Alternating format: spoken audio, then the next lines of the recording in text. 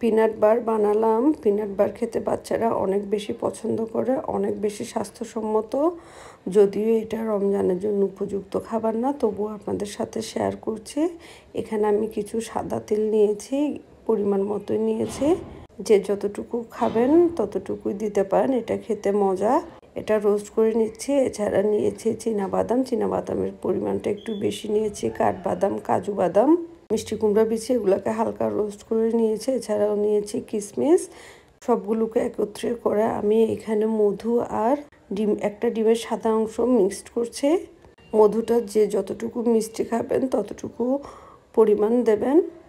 আমি এখানে নির্দিষ্ট কোনো পরিমাণ ইউজ করি না, আমি জাস্ট আমার আন্দাজ মতোই দিয়েছি।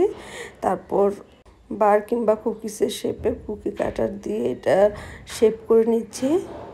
দেখতে পাচ্ছেন কি সুন্দর শেপে আসছে, চমৎকার লাগছে কুকিগুলোকে। এরপর আমি এটা মাইক্রো ওভেনের কনভেকশন মোডে দিয়ে দিলাম। কনভেকশন মোড কিন্তু অটো সেট করা থাকে টাইমটা। যখন হয়ে যাবে আপনারা বুঝতে পারবেন কি সুন্দর কালার এসেছে। আমি যতটুকু পরিমাণ নিয়েছি ওখানে প্রায় 7টা কুকিজ হয়েছে। আর এটা যখন ঠান্ডা হবে তখন একদম মুচমুচে হয়ে যাবে। হয়ে গেল আমার পিনাট বার। কত সুন্দর লাগছে দেখুন, আপনারাও ট্রাই করে দেখবেন। ধন্যবাদ।